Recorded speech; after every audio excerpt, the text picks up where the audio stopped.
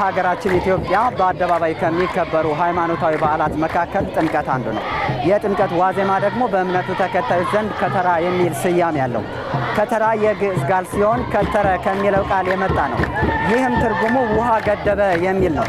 ከተራ በ12ኛው ክፍለ ዘመን በኢትዮጵያ እንደተጀመረና በ15ኛው ክፍለ ዘመን በይፋ መድረክ ላይ ወይም አደባባይ ላይ ወጥቶ መከበር እንደጀመረ የታሪክ መዛግብት ያስረዳሉ።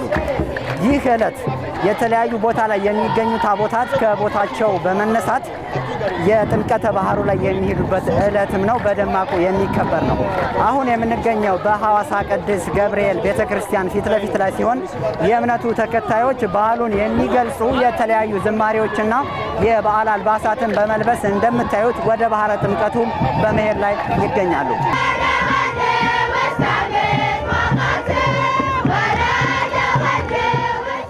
የተወደዳችሁ ተመልካቾቻችን አሁን ደግሞ መሀል ፒያሳ ላይ እንገኛለን። ከሞቢልም በገብርኤልም በአራቱም አቅጣጫ የሚመጡ ታቦታት እዚህ ጋር ተገናኝተው በህብረት ወደ ባህረ ጥምቀቱ ያመራሉ። ታቦታቱም ባህረ ጥምቀቱ ላይ በመገኘት እዛ አዳራቸውን ያደርጋሉ ማለት ነው። እኛም በቦታው ተገኝተን አንዳንድ ምዕመናንን አናግረናል።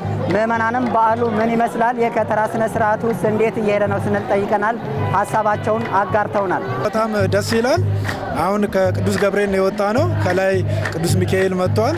ሳሊተ ምሕረት መጥታለች። ባለ ወልድም አለ ወዲያ የመጣ አራቱ ጽላት አብረው ተገናኝተዋል። መጨረሻ ላይም ከታች የሚመጣ ሌሎች ጽላቶች አሉ። ከነሱ ጋር አብረው ተገናኝተው ወደ ባህረ ጥምቀቱ ነው የሚያመሩት። ካህናት፣ የቤተክርስቲያን አባቶች አብረው በጋራ ሆነው የሚያቀርቡት ወረብ ይኖራል፣ ትምህርት ይኖራል፣ መዝሙራት ይኖራል። እንግዲህ እስከ ማታ እስከ 1 ሰዓት እስከ 2 ሰዓት ይቀጥላል መርሃ ግብሩ። በጣም ይለያል። ዘንድሮ በጣም ደስ ይላል።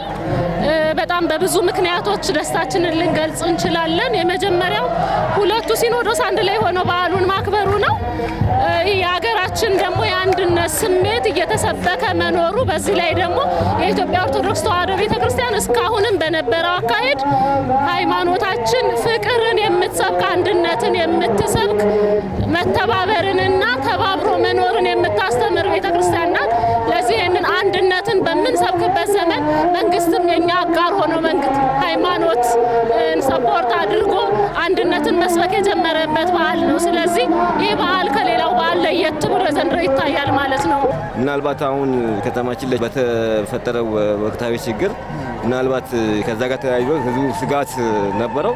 ግን አሁን እስካሁን ደህና ነው። በቃ ምንም አይነት እንትን የለም። የፖሊስም ኃይል የእንትንም ኃይል ከህዝቡ ጋር ሆኖ ስነ ስርዓት አስከባሪዎችም እንትን እያሉ ሁሉም በስነ ስርዓት እንትን እያለ ነው ወደ እንትኑ ጋር እየደረሰ ነው ያለው።